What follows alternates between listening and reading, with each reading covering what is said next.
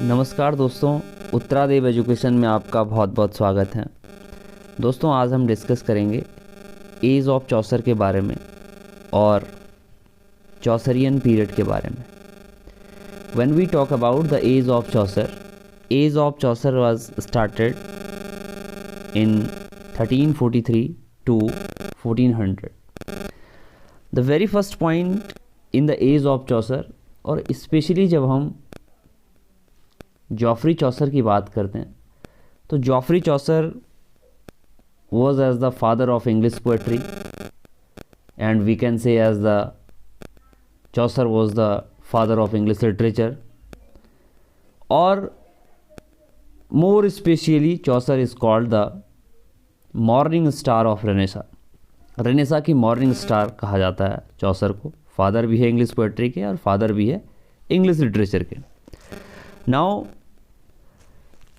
The 100 Years war यानी 1337 to 1453, you have note down a point कि the 100 Years war was started in 1337 up to 1453.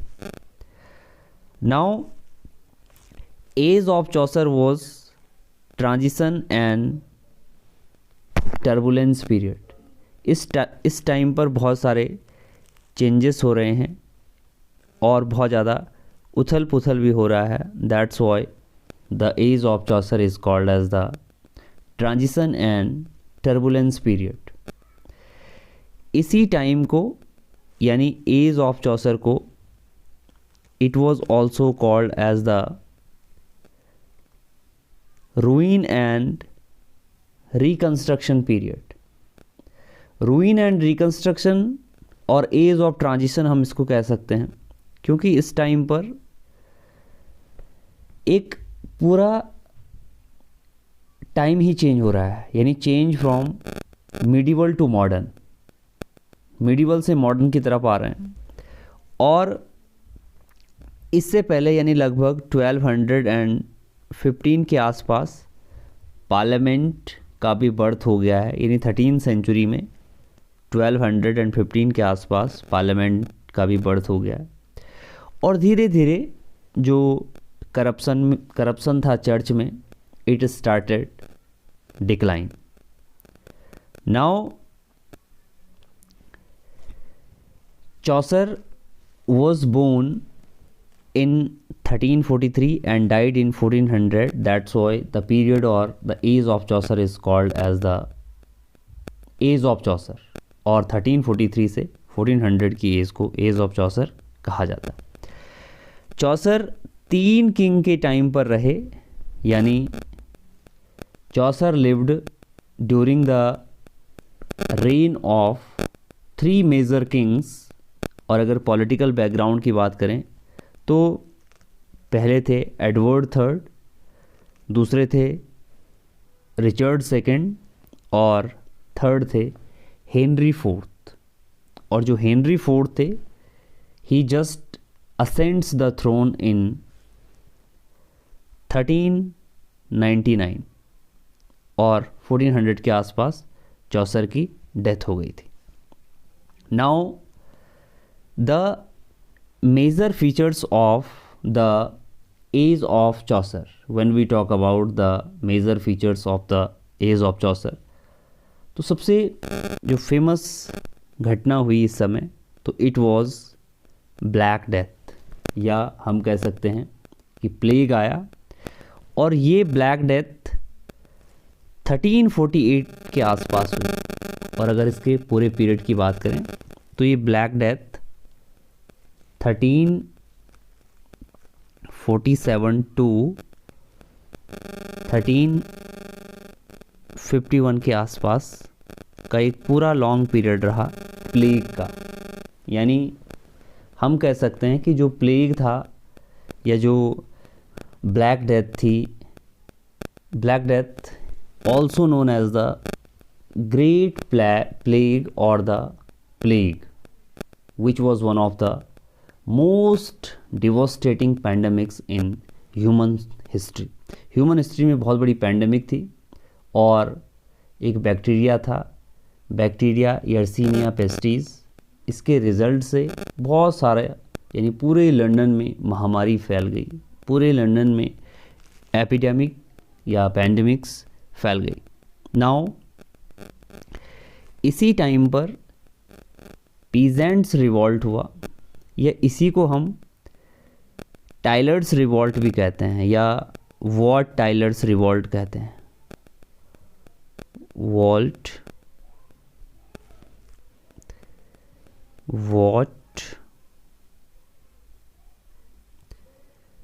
टाइलर्स revolt भी इसे peasant revolt को कहा जाता है, और हम इसे 1381 रिवॉल्ट भी कहते हैं। 1381 रिवॉल्ट क्योंकि 1381 के आसपास हुआ था। और अगर इस पीजेंट रिवॉल्ट के या वॉट टाइलर रिवॉल्ट के या 1381 रिवॉल्ट के मेजर रिवेलर्स की बात करें तो इनमें ये 3 मेजर नेम हैं, और इन 3 मेजर नेम में जो सबसे मेन है वो थे Wat Tyler. That's why the peasant revolt is called as the Wat Tyler revolt और वॉट टाइलर रिबेलन। दूसरे थे जैक स्ट्रो और तीसरे थे जॉन बॉल। ये peasants revolt, also named as the Wat Tyler's Rebellion or the Great Rising, it was a major uprising across large parts of England, और जो date थी वो थी 1381। इस रिवॉल्ट के बहुत सारे कॉजेस हुए, इंक्लूडिंग द सोशियो इकोनॉमिक और पॉलिटिकल टेंशंस जनरेटेड हुई। जब ब्लैक डेथ हुई थी तो ब्लैक डेथ के बाद जो फार्मर्स थे उनकी कंडीशन बहुत ज़्यादा ख़राब हो गई और उन पर हाई टैक्सेस इम्पोज किए गए। इसके रिज़ल्ट के परिणाम स्वरूप कॉन्फ्लिक्ट हुआ with France during the 100 Years war and instability within the local leadership of London, और इसी पीजेंट रिवॉल्ट को वॉट टाइलर्स रिवॉल्ट भी हम कहते हैं। Now in the time of age of Chaucer, rise of modern English language, first time पर यानी पहली बार मॉडर्न इंग्लिश लैंग्वेज में पोएम्स लिखी जाने लगी। और जब the very first poem in English language was Canterbury tell which was written by Geoffrey Chaucer. इसके बाद हमने लूलर्ड मूवमेंट, पहला मूवमेंट था पीजेंट्स रिवॉल्ट या वॉट टाइलर्स रिवॉल्ट, और दूसरा मूवमेंट है लूलर्ड मूवमेंट, या जो इसके एमिनेंट फिगर थे वो थे जॉन वाइक्लिफ। और ये जो लूलर्ड मूवमेंट था, लूलर्ड मूवमेंट एक pre Protestant Christian religious movement था, और मिड 14th सेंचुरी के आसपास इंग्लैंड में रिफॉर्मेशन करने के लिए, रिफॉर्म करने के लिए लूलर्ड मूवमेंट स्टार्ट हुआ। इस टाइम पर 14th सेंचुरी के आसपास इनिशियली ये जो लूलर्ड मूवमेंट था ये जॉन वाइक्लिफ ने चलाया था। जॉन वाइक्लिफ ने स्टार्ट किया था, क्योंकि जॉन वाइक्लिफ एक रोमन कैथोलिक थियोलॉजियन थे। थियोलॉजियन यानी जो स्टडी करते हैं the nature of God and religious belief की, और इन्हीं जॉन वाइक्लिफ को डिसमिस्ड किया गया from the university of Oxford से लगभग 1381 के आसपास, और इनको ऑक्सफोर्ड से एक्सपेल्ड करने का एक ही कारण था कि इन्होंने क्रिटिसाइज़ किया रोमन कैथोलिक चर्च को। नाउ और इन्हीं जॉन वाइक्लिफ ने, जॉन WYCLIFFE,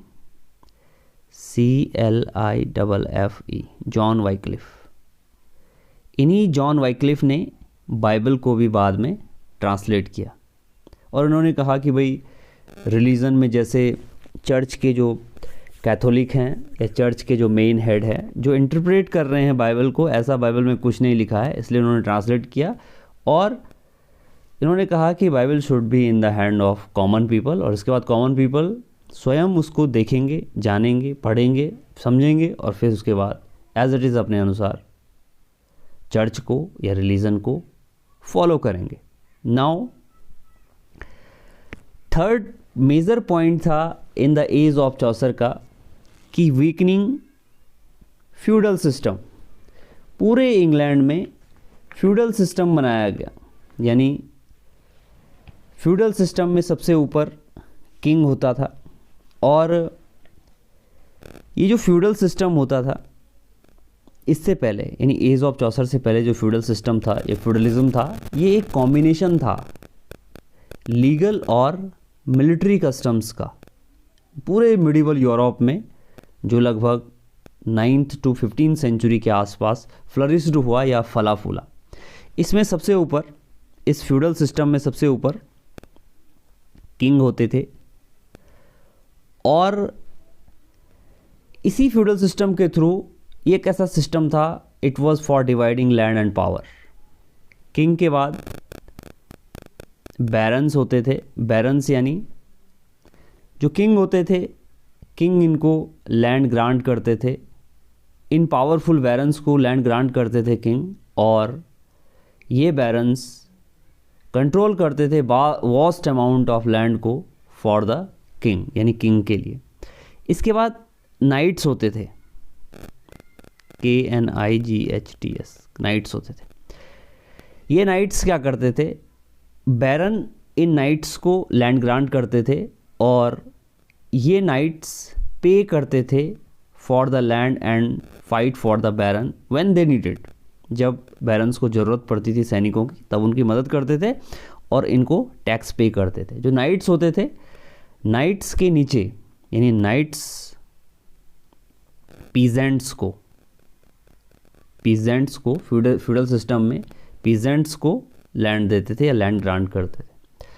तो वी नो वेरी वेल कि in the feudal system at the bottom are the villeins, at the bottom are the peasants और the life of the peasant धीरे धीरे brutal हो रही है, टफ हो रही है और अब इंग्लैंड में, पूरे मिडिवल यूरोप में यानी मोस्टली इन इंग्लैंड में लगभग 50 मिलियन पीजेंट्स हो गए और धीरे धीरे जब एज ऑफ चौसर आई तो एज ऑफ चौसर में यही फ्यूडल सिस्टम जिसमें सबसे ऊपर किंग थे, फिर बैरन्स थे, फिर नाइट्स थे और बॉटम लेवल पर पीजेंट्स थे, ये धीरे धीरे वीक हो गया ये फ्यूडल सिस्टम। इसके बाद rise of modern English language और rise of reformation.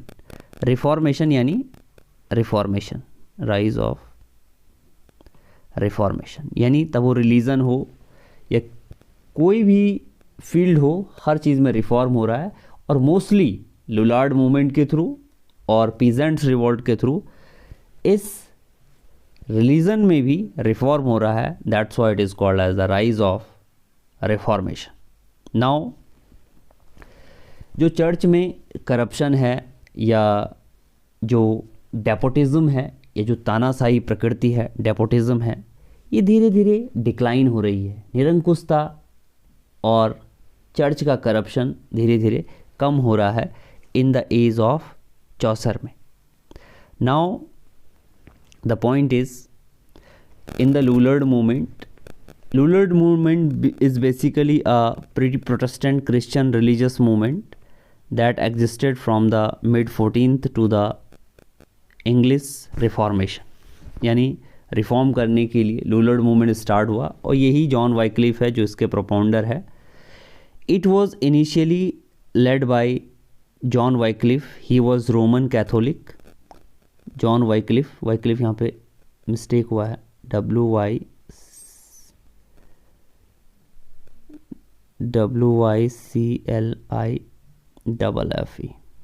John Wycliffe. तो जॉन वाइक्लिफ थियोलॉजियन है और who dismissed from the university of Oxford in 1381। 1381 के आसपास इनको ऑक्सफोर्ड यूनिवर्सिटी से डिसमिस्ड किया गया for the criticism of the Roman Catholic church, क्योंकि इन्होंने रोमन कैथोलिक चर्च को क्रिटिसाइज किया। Now Chaucer has been called father of English literature. He was called as the father of English poetry, and as he was called as the morning star of the Renaissance. और चौसर first writer है who was buried in Poets Corner, जहाँ पर इनको बरी किया गया, और इसका नाम है वेस्टमिंस्टर अबे। तो Chaucer is the first writer to buried in the Westminster Abbey, और सेकेंड राइटर है Edmund Spenser who was buried in the Westminster Abbey. Chaucer is called as the father of English poetry.